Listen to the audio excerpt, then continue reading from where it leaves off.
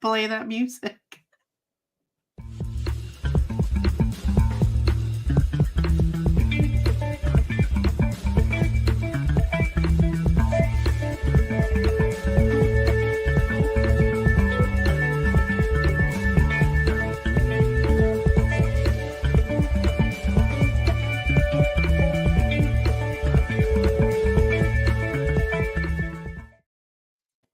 Hello, wayward souls, beautiful creatures of the world. Welcome to episode number 146 of Restitching the Tapestry. We hope that you're all doing well. Absolutely. I am, like, we were dying of laughter because, Ari and I in our banter before the episode starts. But we're getting close to episode 150. How are you feeling? Oh my goodness. I forgot about our plan. We have plans for episode 150, don't we? It's on leap year, and we're just gonna. I think it's gonna be like another reflective episode, like episode 100 was. Do I have to do any? I should do something special for 150. I should dress up for 150.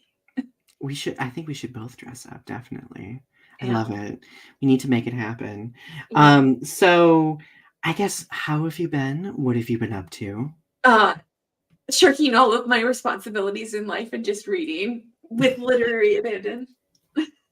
With literary abandon. Absolutely. I'm finishing books that I started years ago, including but not limited to James Joyce's Dubliners, which is, in my opinion, the worst book ever written. I don't know what I'm doing, but I am apparently reading, and I am doing. Right now you can't. I have a green screen, but over here is my bed, and next to my bed, or on my bed, is just a pile of books. That is my book boyfriend, and we lay together, and I read and replenish the book boyfriend that I'm cuddling next to, because that is what's keeping me warm at night right now. What is your book boyfriend's name? I don't have a name for him. I only have a sentiment for him, and that's I love him. I was gonna say, well, there's your homework. You come up with a name for your book boyfriend. Well, I'm super jealous that you've been reading a lot. I've been reading here and there. I am currently reading Ari's stunning poem collection, Beachfront Property, which, P.S., y'all should go get on Amazon because it's really good. And it's been a thrill, emotional, very, very diverse emotional palette throughout the poem collection. And it's great. It's got a lot of risque poetry in there too, if you like risque poetry. Yes. And for some reason, I've been feeling that type of poetry. So that's been very fun. What have I been doing and what have I been up to? Well, work. What else have I been doing? I've been cleaning a lot. I've been in cleaning mode lately. I don't know why that is. But I've been just feeling the need to redo the space that I'm in, which has been kind of nice. I've been doing a lot of writing. I was just talking to Ari in the back room about that. I've been doing a lot of writing, getting a lot of stuff done. So I am definitely readying myself for the next era of. I feel like it's the full moon. There's something about this clearing energy, about getting tying up loose ends, cleaning energy, just getting the space ready for something.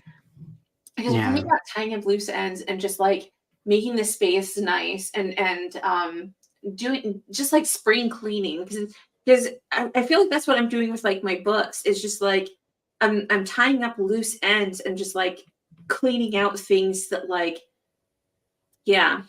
getting ready for spring. Oh, Jackie's here. Nesting, your energy is ready for spring. Yes. I am definitely ready for spring. Don't get me wrong, I was excited about snow for a day, but now that we've had it for a week or two, I'm next. What do we got next? And I am just really excited to garden again. I'm going to have so much fun gardening. It's going to be great. We have to sit through all of February though, and February, I don't know if you know, is the worst month of the It whole. is. It is. I've contemplated starting seeds in February, but I think that might be a little too early. So I'm going to start the beginning of March. Last year I started mid-March, and I think that was a little too late, but I'm going to start the beginning of March. Jackie's like, no earthquakes or hurricanes, though. This is Yeah. true. All things considered.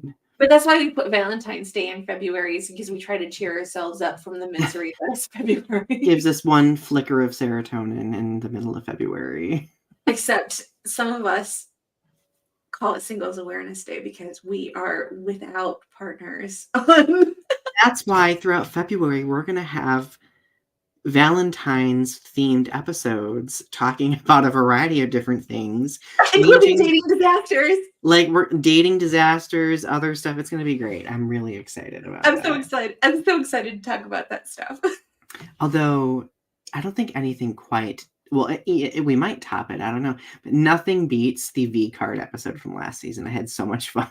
Oh my God. We were a riot. That was so fun. That was fun. Go back and watch that episode. Yeah. So current event snapshot. I wrote question mark next to it because I've been so checked out of current events. Anything you can think of? It's in a book. Take a look. Reading Rainbow. I don't know. That means we should just move on to the mission statement, which is your turn. We live in a dynamic society where social media shapes us by creating greater adversity many marginalized communities face. The powers causing the adversity and those who act. You mean creating greater opportunities? You said greater adversity. Oh no! creating greater opportunities. Wait, where am I? Greater opportunities for connection. It has led to a developing understanding of the adversity many marginalized communities face, the powers causing the adversity, and those who act as bystanders as atrocities take place in real time. I'm sorry, I don't know what I'm doing. Our goal with this show is to make connections and have challenging conversations about social topics, current events, pop culture, and art. Together, let's weave the threads of understanding with what privilege we have in order to learn, educate, and create in a world that's growing. Goodness. I hope we're not creating greater adversity for anybody. Oh my goodness. This is why I can't be trusted. No, it was beautiful. It was a beautiful performance. And you know what? Throw in a little comedy. Why not? Oh my goodness. I love it. Jackie says, Ari, that's when you treat yourself to a new book, a good bottle of wine and chocolates. Ooh. I have chocolates. I do have a new book. I just bought the Art of Motorcycle Maintenance and the Art of Motorcycle Maintenance. I was thinking about getting Tender is the Flesh for February, which is about eating human flesh. Sounds interesting to me. Arby says, I just got an ad for this stream. So there's a reason you did. It's because this channel is officially a YouTube partner again. I haven't done a video about that yet. But that's part of being a YouTube partner, an option for being a part of a YouTube partnership. So yay. It'll last for a year, probably. We'll see. So long as I'm getting some watch time. You've had it for longer than that. I know. Lagiacris is here. Lagiacris, it's good to see you. Yes, it's been a while since. How have you been? Let us know in the comments. It's good to see you. So, oh my goodness. Ari, this has been a topic I've been going on and on about for like months, and we're finally getting a chance to talk about it. And I'm really excited. I'm really excited. So the let them theory. What is the let them theory? I don't know. What could that be? Okay, so there was this like viral TikTok life coach / motivational speaker who like went viral over like this like video that she made about like letting things go when people aren't living up to your expectations. And when I watched that video, it shook me to my core because that's something that I struggle with all the time. And because, like, honestly, my struggle with, like, expectations is, like, I have the tendency of, like, believing in people and then expecting them to reciprocate in the same way, but Yeah. not acknowledging the fact that, you know, we all reciprocate in different ways to varying degrees. So then it translates to me feeling like, "Oh, I'm just not worth it. I suck," you know, minimize, self-deprecate, what this just the buffet of mental health nuances for me. Yeah. So basically, what the let them theory is it allows you to kind of let go of the reins. And the originator of it, Mel Robbins, basically says, and this is a direct quote from her. She says, "We spend so much time and energy forcing other people to match our expectations. The truth is, if somebody you're trying to connect with is not showing up how you want them to show up, don't try to force them to show up. Don't try to force them to change. Let them be themselves, um, because they are revealing who they are to you. Just let them. Then you get to choose what you do next." So Ari, what is your reaction to that quote? So I initially it sounds good on the surface that people have an action and you have your reaction, people have their own autonomous experience and you have your own autonomous experience, and people are acting within a system. The thing about it is when she goes, because you sent me a video about what she was talking about, and she was giving more detailed examples about her experience. And so when she goes into more, the nuances of it are a little bit more complicated when she goes into it. But initially, I was like, yeah, this sounds great. This sounds like it would be like great, because like if somebody's not showing up in your life, or if somebody's, like, because I have cut people off before that, it just wasn't vibing well, or like Mm-hmm. if somebody was mistreating you, and like you see them on the surface, and like if they're mistreating you, or if you just have like, it just isn't working out, like if if they're speaking to you in a certain way, and like and you're just stepping back and you're like watching them in their surface level interaction, um you kind of just let them show who they are on the Right. surface. You choose who you are, and you try not to control their behavior, because they're going to be who they are, and you're going to be who you are, and it Well, absolutely. Well, that, and then just trying to control their behavior will lead to just you feeling disappointed, and it'll kind of be a cruel cycle of, like being let down, if that makes sense. right, because she was talking about that it's when you try to control people's behavior, you're controlling potential. You're controlling Mm-hmm. potentiality of that person. So when somebody is mistreating you, and you're trying to get them, like, say you're in like a relationship and you're trying to get them to, like, say, buy you flowers, or you're trying to get them to like take you out on a date, and so like you're trying to get them to do certain things to help you out, you're counting on potentiality of the relationship, that they will show up for you. And so the thing about it is if they're not showing up for you, you can't count on them, because they're showing you who they are as a person, and not who they actually are as a human being, because they're not showing that they care enough to do those things on their own. Yes. No, that is a good point. That is a good point. I want to check the comments here. RP says, Donnie, you've made a difference with or without your partnership. Thank you for saying that. Lagiakra says, came over for a visit recently. Okay, came over for a visit recently, but the stay was extended because of the weather conditions. Felt like a horror movie for both of us, and it just really stressed us out. I'm sorry about that. Lagiacris also said, don't think I've ever heard of the let them theory before now. The description intrigues me, though. I could definitely learn a thing or two here. I think that's why we wanted to have the conversation, too, because I feel like Ari and I, over the course of this episode, we're going to expand on both perspectives of the let them theory, like the pros of it and the cons of it. So I'm hoping we'll get like a good perspective. Tiffany Gray's here. Hello. It feels so good to have people interacting in the chat. It's nice. We love you. Hope you're doing well, Tiffany. But so I guess what really got me into thinking about the let them theory, I guess what really helped me gravitate to it a lot, minus what I just talked about a little while ago.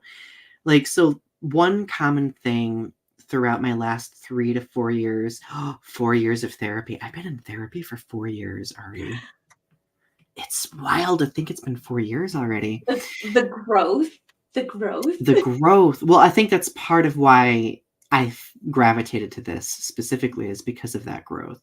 So like in my therapy experiences, I like my therapist has been quick to note that, like, Donny, you get really hung up on, you know, what other people think of you, like measuring yourself against other people and devaluing yourself when you don't see people, you know, ever coming to you, at least from your perception. People do come to me. It's just like, because of the mental health thing, it gets put through a filter, you know, that kind of exasperates a little bit, which a work in progress.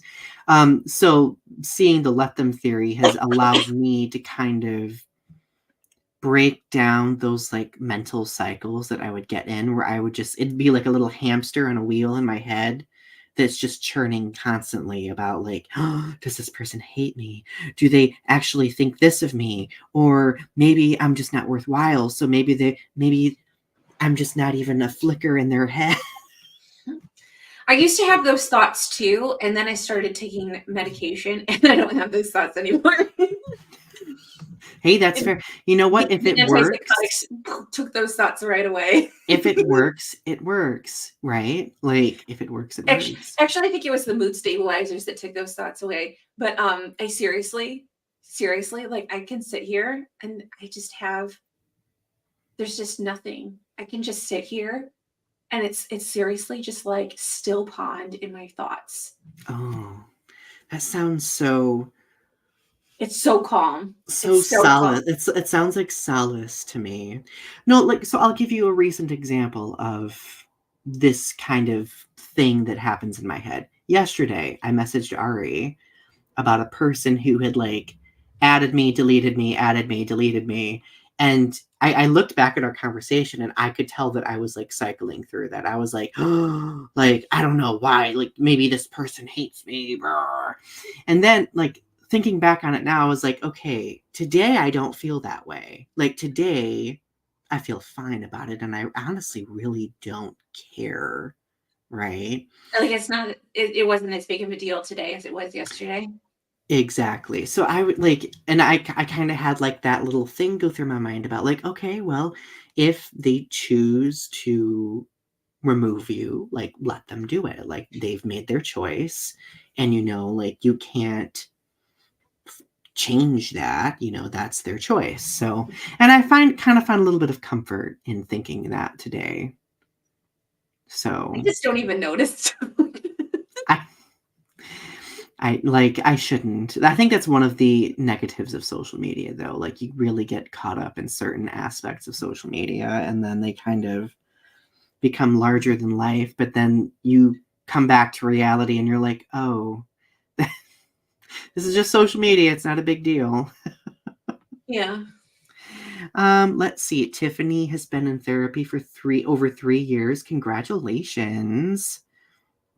That's great. And Tiffany also says, I'm the same way. RP's been in therapy for a month. Congratulations on that threshold too. And they also found a therapist that works for them. And they also say that they can relate to this. Good. Speaking of Facebook, have you ever found out that you're like friends with somebody and you're like, how did I end up friends with this person? Because like they'll post something and you're like, who is this person? They How end do up posting something terrible, and you're like, how and you're like, "Who is this person?" And you, like, have to do, like, a little investigation. You have to, like, go through, and you have to, like, sneak back, like, a while and be like, "Who yep. is this just, like," I have to, like, be like, do, like, detective work on why I had them as a friend Oh in the my first so place. it's either the people who, like, you see post something terrible, like, really bad, or a random person comments and you're like, "I don't know that person's name. I don't recognize their name. How did we become friends?" And I swear to God, there would be people on my Facebook, and I'm like, I have no idea when or where I added this person or how, or I swear to God, I'm like, did they change their whole I'm like, it is some alternate universe. Did I click add this person? Did I add them, or did they add me, or did somebody hack my profile and add this person for me? I don't know who this person is. I just go on my Facebook, and I'm just like, well, you're on my profile now. I guess I like you or something. What are you gonna do, right? What are you gonna do? So, I guess what has your history been like when it comes to managing expectations with other people? um, so the thing about it is that I am not around a whole lot of other people in person anymore. And so I the managing people is great because I don't have to deal with a lot of people on a regular basis anymore. Thank you, mental illness, for cutting out most people from my life. Sometimes the people will come in to my life and they'll be around for a little while. But the fact of the matter is that most of the time, they prove that they are not worthy of being in my life for very long, Mhm. because they show me that are not. They either want money, they want they want they either want money, they want my time, they want my energy, or they want something from me that I cannot give them. And so they immediately will exit my life because Right. I will block them. Um, because and usually it's people from like TikTok or YouTube or something. But people will come into my life and out of my life very quickly. So there's like this kind of moving cycling of temporary people in my life, but there's also like a couple people who are more solid, and those people do not have a whole lot of expectations on me, and I do not have a whole lot of expectations on them, which makes it a lot easier for me. um, Ooh, I need to take that to heart because I need to, I think, not have unrealistic expectations, you know? I do not have a round circle. I have intimate friends and family, but I do not have a wide circle of acquaintances that I keep around me, because I cannot handle that energy bombarding me at all times. Um, Yeah. I do not like that energy around me, because I cannot handle the amount of expectation that they place on me, and the amount of effort that they place on me. So I have a very close, intimate circle, and I have temporary people that try to come into my life and place expectation on me, and then quickly leave my life because Right. they learn quickly that they cannot use me. Mhm. Yeah. No, I think that's a good boundary to create also with those people, right? Because, like, again, if they don't, then it kind of turns into like a or if you don't, then it turns into like a psychic vampire thing. Yeah. I guess for me, like, the root of my frustration and I'm thinking all the way back to college and thinking about, like, am I close to those people now, even though we were, like, really like, I think you probably are the only person I met at college who has like, we both have maintained a level of closeness, right? Right. I would consider you in my intimate circle of people who I keep around. Oh, you're in my intimate circle too. I'm Yeah. gonna cry now. I'm gonna sob. Um, but I think I once I started realizing, like, years later, like, those people who I was really close to just kind of, like, drifting away, like, like it got in my head where I was just like, oh my God, what did I do? But then I also was thinking, okay, like, well, maybe it could also be the lack of effort I'm putting in too, because it's always a two-way street. And that I think helped inform me. But now that I'm like in my mid-30s, like I guess my frustration with expectations is like I have like some minuscule expectation of people making at least a bare minimum effort, but it's always like what I define as a bare minimum effort, right? Yeah. So then like it kind of leads to disappointment because like I'm having these expectations that I'm imposing when I shouldn't be imposing them at all. So the let them theory also kind of like helped me, I guess, remove myself from putting as unrealistic expectations as I used to, you know. Lagiacra says, just wanting to catch up on the comments. I've had to bounce between therapists because of financial issues or counterintuitive conversations with them. My current one is so far good, though I'm not taking chances. That you have to sometimes shop around for therapists. Heaven knows Ari and I have had our own therapist shopping experiences. So Yeah. Tiffany says, whenever somebody adds me and deletes me and adds me and deletes me, I no longer accept them. Either you stay or you go. Oh, Tiffany, I'm petty. I'm petty because I block them. Sometimes. I don't never I don't notice that. Like, do people do that? Is that a Mm-hmm. normal thing? Is Yeah. that a thing people do?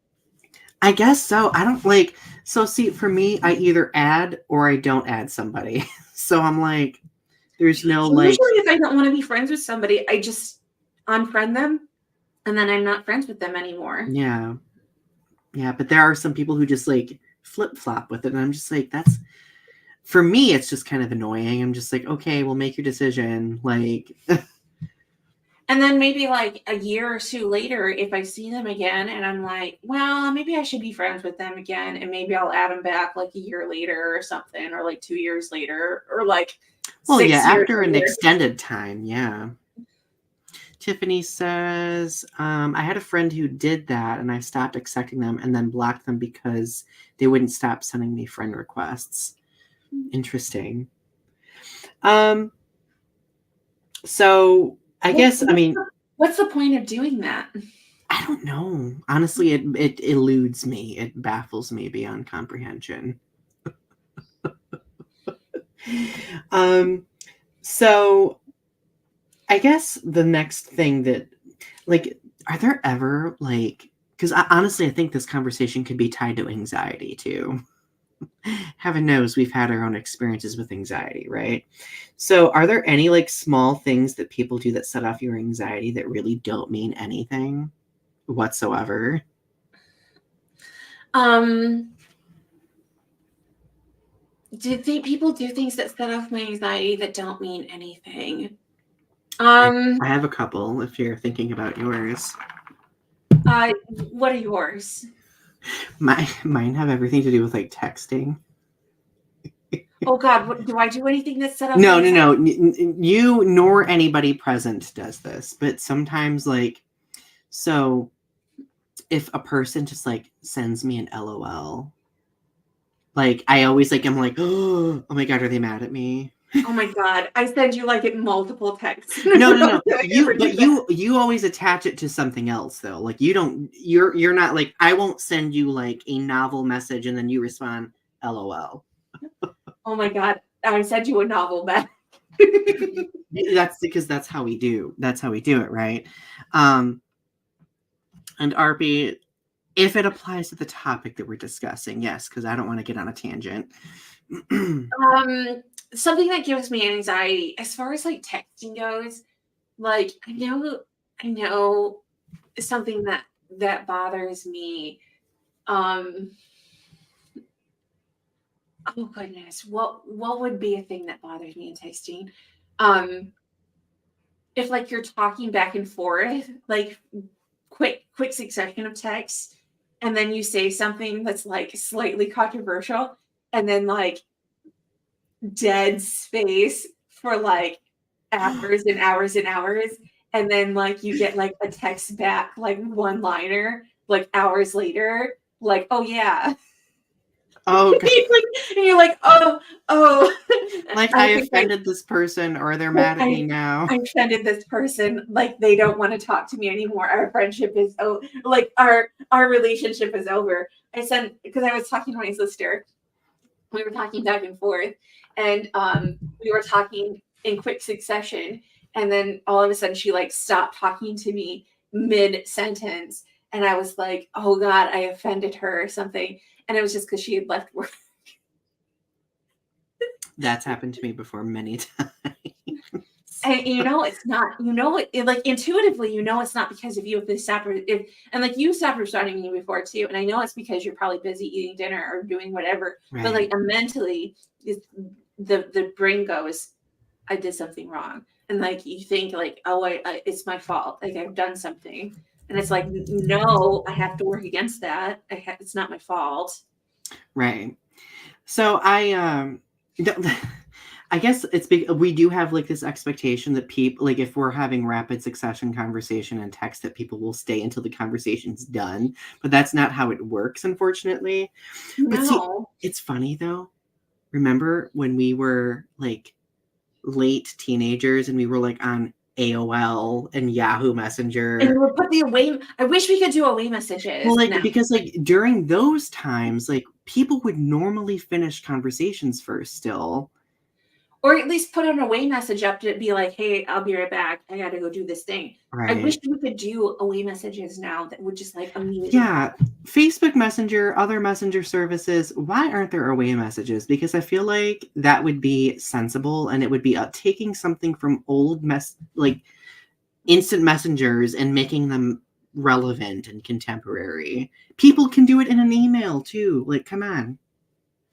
Right. Because then I can like click on your name and I could be like, oh, they're eating dinner or they're doing a thing. Or there's a little status message that I can click on and I can see what they're doing at this exact moment. Absolutely. No. If only they would take our ideas and then pay us royalties for those ideas. Bring back away messages. Bring back away messages. Oh my goodness. I love it. So another small thing that gives me the most horrid anxiety while texting, and it's because I have an expectation, of course, is when people use a period. Oh God. Like where? Like imagine like just an LOL, right? That's fine. I mean, it still gives me anxiety if I see an LOL by itself, but LOL period. Oh, I would never put a period in front of Or okay, period. Ooh, when I see a period, I'm like, oh, they're mad at me. I don't think I've ever put an okay next to a period. I've done that before, and I've had people be like, Donny, are you mad at me? And I think it's just a commonplace thing now, like in casual, rapid succession instant messaging, like period, like punctuation is just not like a usual thing. I've written sentences where I've been like, it's okay. And then I'll just like type a sentence like that. So but it's when you type okay, it types okay in capital letters. So right. Like the caps could come off as like, ooh, Tiffany says, I use periods because I'm trying to use good grammar. That's fair. And then Lagiaker says, I use periods a lot because of how using punctuation I am. Well, I am too. Like, I think as writers, we both are as well. I guess for me, like, I think of communication as like different filters, right? Like if I'm like sending a formal email versus sending an instant message, there's like a certain level of informalness from between one or the other. So, you know what caused me anxiety recently? I was checking my comments on a video, and some unknown guy sent me a hey with 3 Y's. Hey. And I was like, excuse me? I sometimes do that too. And I was like, excuse me, who are you? And I was like, hi. And he was like, how you doing? And I was like, I'm fine, thank you. And he was like, how you make a mother sleep video. And I was like, it's not you. Ari, your sleep videos are coming back to haunt you. Oh my God. It's like the ghost of Christmas past. It just will not go away. Lagiakra says, Writers Unite. Tiffany says, for me, one thing that gets me is when somebody who's usually very talkative in their messages suddenly replies with short one-liners or just one-word messages. Yeah. Yeah. RP says, ... Ooh, ... gets me sometimes too. Like if somebody says, okay, ... you know that there's something. There's something. It's like, witch, what's up? Well, you know, it's really funny. So this is a work example. So and then we'll get back to our topic. A work example where like older generations learned that ellipses like ... Yeah. like was like kind of commonplace at a certain point, you know, to kind of create pauses. So like sometimes when people are doing that, they will send ... in an email, and I'll be like, oh, are they mad at me? Why are they putting ... after everything? Oh yeah. Yeah, we saw that post, RP. Tiffany says, if somebody says K, like just K by itself. Yeah, absolutely. Yeah.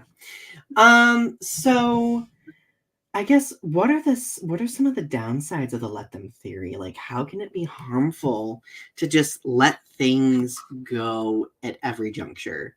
So narcissistic abuse, if you let people just like walk all over you and just like treat you poorly, narcissistic abuse, and just like letting them do whatever without saying anything, or just letting them be awful, and just letting stuff go, or letting abuse go, that can be bad. Another thing that is bad is if somebody's in a mental health crisis. You can't just let them be in a mental health crisis. You have to do something. Yeah. Absolutely. I think that I just think that in a way we live in a society that already coaxes us to silence ourselves or minimize ourselves, right? And I guess when you look at the other side of the let them theory, like it can kind of be reducing for the individual. It can. And the thing that really bothered me was, so you sent me a video, like a reference video that was like, it was kind of a long video. But when we got into it, she was giving an example about how her teenage daughter was going to a prom, and they hadn't planned for any like dinner before they were going to go to prom. She's like, well, what are you guys going to do? And they said, oh, we're going to go to this fast food place before they go. And she said, well, that place, you know, there's like 20 of you, like it's raining out. You know, if you go to this fast food place, like some of you are gonna stand outside and you're gonna get wet, and like it might be bad for you. Like you know, do you really want to ruin your outfits like that?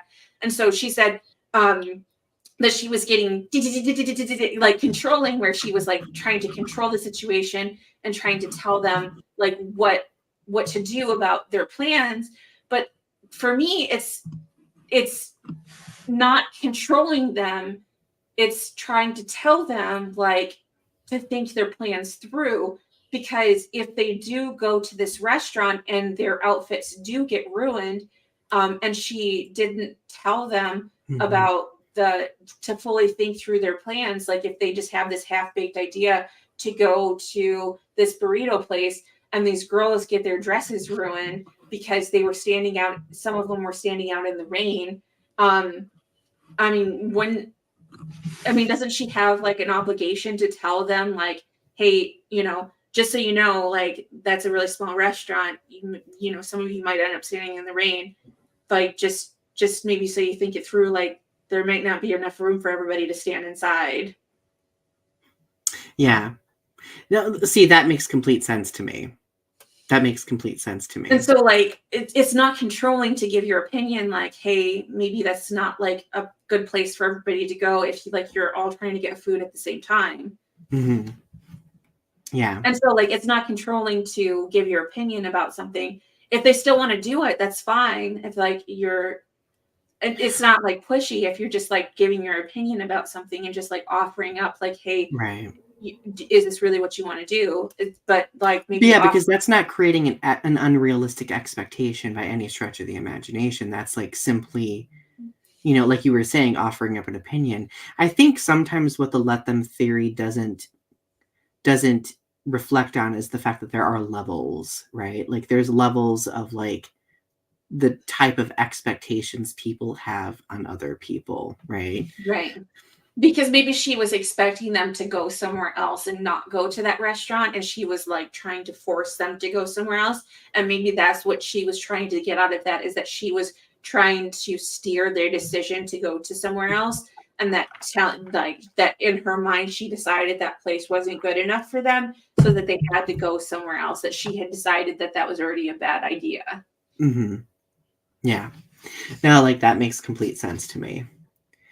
So, no, I think what I find interesting about it as well is that, I mean, I think that we as people, like I said earlier, have this tendency of erasing who we are or minimizing who we are. So like if someone does or says something that does make us uncomfortable, or maybe like they don't fulfill some sort of basic expectation for us, I think that it's fair to be able to communicate that and say something, right? As opposed to internalizing it.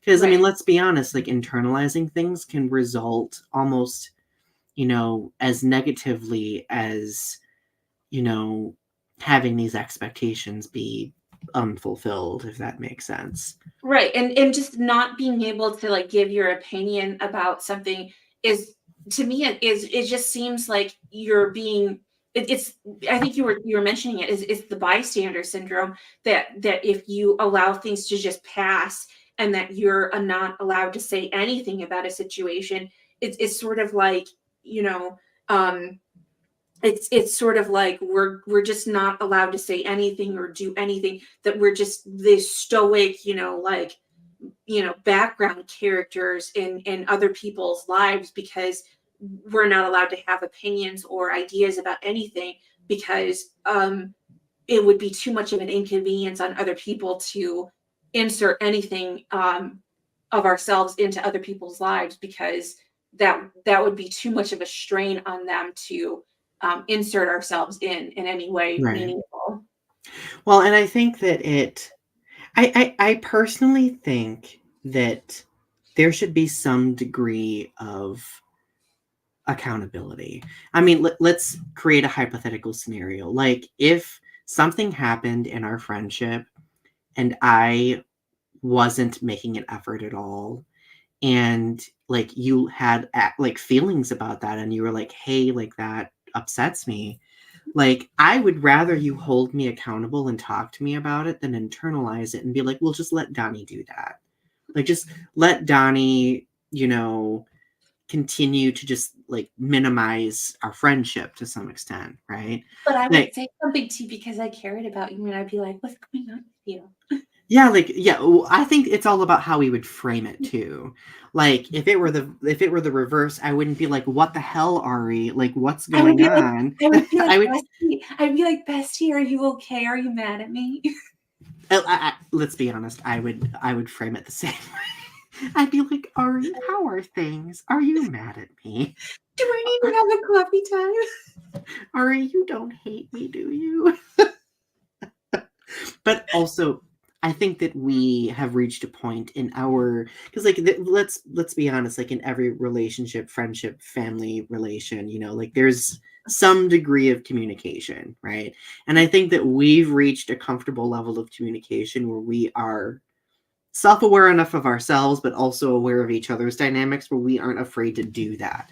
Like there are other people in my life where I'm kind of afraid to like press them to be like, oh, what if I ask them? Maybe that'll make them hate me more. And then I'll really get like a dot, dot, dot, dot, dot. Or like Tiffany said earlier, K dot, dot, dot. Oh my goodness. I couldn't handle that. Oh, thank you, Tiffany. Tiffany says, Donny and Ari, your friendship And is that's why I have like intimate circle of people around me. And then I have that like revolving temporary people who they just do not stay very long in my life. yeah.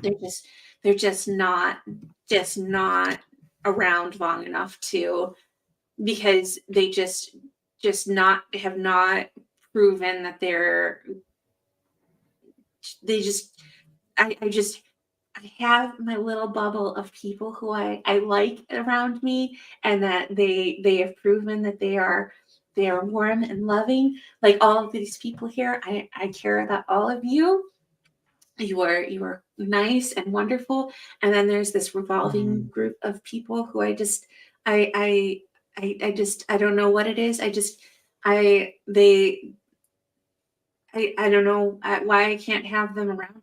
Like they come in my life and they scoot for the door as soon as possible. Well, and I think the one thing that the let them theory does offer that's helpful is just like I do like the realization that like people will ultimately reveal their true intentions, and they will like their actions will speak for them in a way. Like I think that's interesting, but I don't think we necessarily need to compromise voicing ourselves. Now, mind you, I think that the let them theory also considers like the scenario of like maybe you've addressed that person multiple times about your concerns, and maybe they're still doing that. Well, it's just that it's the moment that it'll be like this person has early on in the relationship shown red flags about who they are as a person, and like who they are, like what they're doing in general in their life, or like what's going on with them, and like how they treat me, and like how they treat the relationship, and like Mhm. how their attitudes about life, and like people who are very unhealed, and like Yeah. people who and it's everything from like that they just are just not good people in general. Just like so Yeah. it's just a lot. It's a lot of stuff all together. Like I think another thing for me And is it's not even just one specific person that I'm talking about. It's so many people that oh I've yeah, met. for sure. I've had so this is an interesting scenario. Like I've had situations in the past where like I've had people like just disappear for an extended period of time with no communication, and it upset me a lot. But then they would come back in and basically reveal that they had been going through like a mental health crisis, right? Oh my And then goodness. like I had a moment where I was just like, oh, I need to catch myself. Like I need to catch myself when I'm going that route, because I don't want my own frustrations to be dismissive of what someone else might be going through, right? Right. So Tiffany says, I'm having my own anxiety about somebody whom I think I've overstepped a boundary with, but I don't know for sure. I'm afraid to ask or bring it up to them, but their replies are short now. Oh.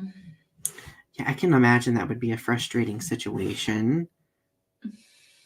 And then Tiffany says, I've had people just completely disappear, never come back. Bye, Felicia. Yeah. No, I think what would frustrate me is if somebody would like, let's pretend somebody disappears for like 3 years after you've been like super close to them, and then they come back and then they pretend like nothing ever happened. That would frustrate me. I would at least want some understanding, I guess, but like My advice is, if you feel like you've overstepped a boundary, just acknowledge it and just say, I'm sorry, I feel like I might have overstepped my boundaries. mhm. And if you acknowledge it and apologize and just say, hey, I've got this bad feeling. I want to come back to fuzzy sweaters, and just Yeah. acknowledge it, and just say, I want to move on from this.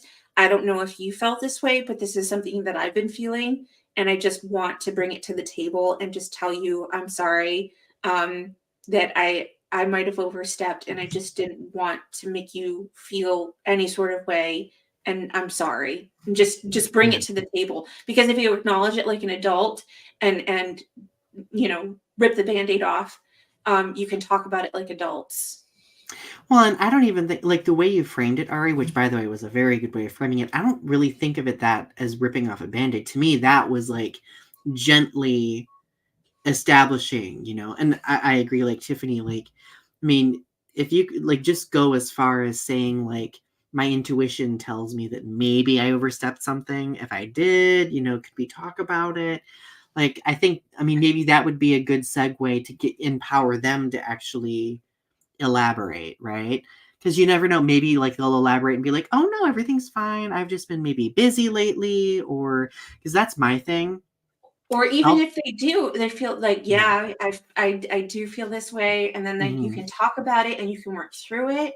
Or if they feel like it's too much, then but I feel like you just need to get it on the table and talk about it, because if it's something that's bothering you, maybe it is something that's bothering them. And if you don't talk about it, it might only get worse if you Right. just leave it below the surface. And if anything, it would give you the peace of mind, regardless what the Right. answer is. Yeah. Right. Like because otherwise you just have this bubbling anxiety. And yeah. who needs that? And Tiffany, like, I know both Ari and I can probably relate with this because we've been there before. Like, that anxiety, like, long term is just like, I feel like it just is cumulative, Well, and you store it in your body. Yeah. I've been Absolutely. talking about this on my channels, that you store stress and trauma in your body. I store it in my neck, and I've been doing meditation, and I've been slowly releasing the trauma that I've been storing for the past 20 years in my neck, Yeah. out of my body, through like the polyvagal theory, because through meditation I've been slowly like releasing all of this stuff um, out of myself that I wasn't able to process before, Yeah. and so being able to finally deal with it, my neck, I go like this every so often, and my neck now pops, Mhm. and it did not pop for 20 years, and I would constantly be like, I need to pop my neck, and I Mhm. can't. It would hurt so bad, and I just wouldn't be able to pop it. Yeah. Tiffany says, it makes it harder because this is a person whom I admire, one of my favorite singers that I communicate with. Well, you should say something. I would say something because, like, at the end of the day, like, it's just you tending to that friendship. The friendship is a garden and it must be tended to. That was a very cringy analogy. I loved it, Donny. Not analogy, metaphor. Extended metaphor. I love it. So interesting question. Is this simply just a matter of lowering our expectations of people or having no expectations of people because they tend to be disappointing in ways of love and relationships? In managing our expectations, how do we heal from hurt? Is there a happy medium? Interesting. I think that there is a happy medium. I don't necessarily think we need to compromise our expectations, but I do think we should assess our expectations. Like, if it's like, let me give you an example. If I have a coffee date with somebody and somebody needs to cancel, like, maybe they've canceled twice in a row, like, heaven forbid, right? Maybe I would have to, like, re-examine my expectation if, like, that destroys me, right? Or maybe think of the mental health behind Maybe it. it's just because you're planning it on a day when they just cannot come on that day. Exactly. And so maybe it's just examining the expectation of maybe that day. Because we used to do the show on Fridays, and We did have a small stint when we did that, didn't we? And it was sort of like I used to love doing it on Fridays, but I was like, we can't do it on Fridays anymore because that didn't match your schedule. And it was sort of like, even though Fridays seemed like a nice day to do it, it just didn't match our schedules. And so we had to change our expectations for what we had the show on. So we changed it to Thursdays, and that was fine. It wasn't a big deal. It's just a matter of changing your expectations to fit people's schedules and to matching people's schedules. And so some of it is, it's not a matter of lowering expectations, but just being realistic about what people can do and where people are. Meeting people where they are. Meeting people where they are. And sometimes people can't always meet every day all the time. And sometimes they can't even meet every month, or sometimes even 3 months. Sometimes people are so busy. Oh, RP says, I love that quote. Tiffany's using it. I'm glad that you loved my garden quote. You know me, I got a good garden quote up my sleeve all the time. Tiffany says, BTW, Donny and Ari, can I just say that I love talking to you guys? It's really comforting and sweatery. Oh, aww. Well, we feel the same way. We love you guys. No, like, I think that's the point of measurement that I've had to get to in my own way of handling it, right? Because, like, I used to be like, oh, like, oh my God, they hate me, blah. And now I'm at this point where I'm like, measured, Donny, poised, Donny. Do not compromise yourself, but just acknowledge that people are adults and have different schedules, and it's okay. And it's not the end of the world, Donny. Go do something you love to do. I think that's what happens when you get into your 30s. You're like, people got their own shit to do.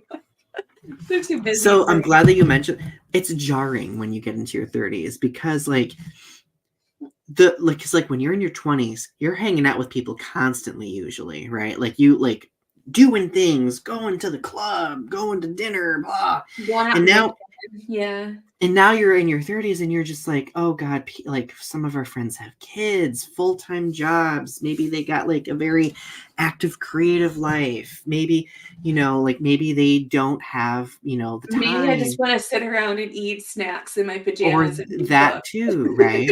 and it's like, like not everybody is going to have that same love. It's funny though, because we're kind of cycling back to the let them theory. Like, let them do their thing. Just go do your thing. I'll see you when I see you. Full circle. Damn it, Mel Robbins, you got us. So I guess I think it's possible to heal, because like if we just remember that we're all human beings and that we're all imperfect.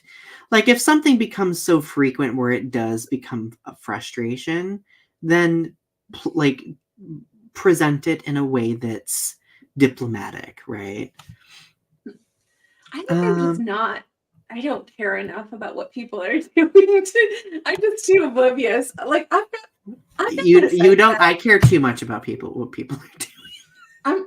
I'm hermiting too much to give a crap what people are doing. Like, you want, I guess, like if you invite me out, I'll hang out. But like otherwise, I'm just gonna be hermiting, writing, and reading. Well, I think so I think it comes down to being extroverted or introverted, because Brit is very much extroverted. So I've learned to like adapt to that level of extroversion.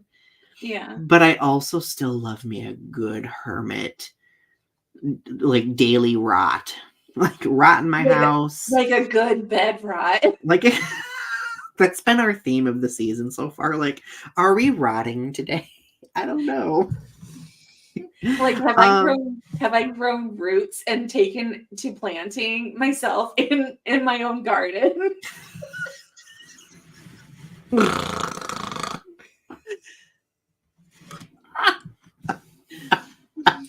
Oh, here we go with the garden references. Donny, I'm a tree. Your bark is worse than your bite.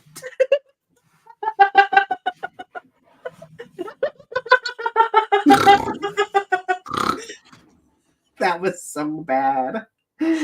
Oh.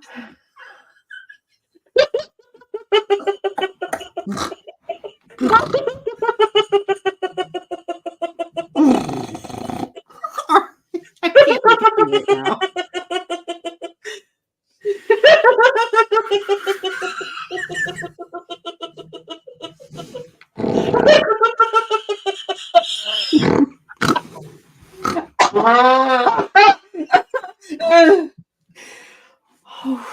God, my face is all red. I'm seeing stars.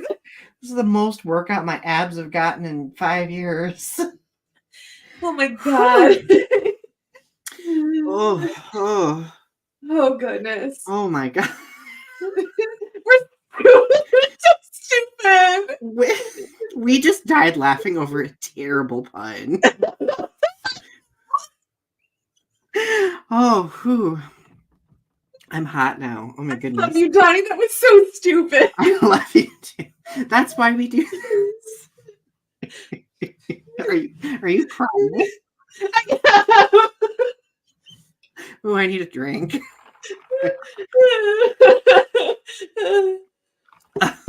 Sorry for that random interlude of laughter. Thank you, Arby. Thank you, Tiffany. So how can we all get along in the end? How does it all add up? I think we just kind of conveyed that, right? Like, be at peace. Be a tree where your bark is or stick your right. You know what? I think that's what we're going to end on tonight. We love you all. I think next week is our off week. But tune in on February 8th. That's going to be our next episode. We love you. Don't forget to click like, subscribe. Don't forget to subscribe to Ari's channels, Strange Nothings, Tarot Time with Ari, and Bucha Baby. And of course, share our episodes across social media. Thank you for watching our podcast and have a great rest of your night. Bye-bye, my fellow saplings.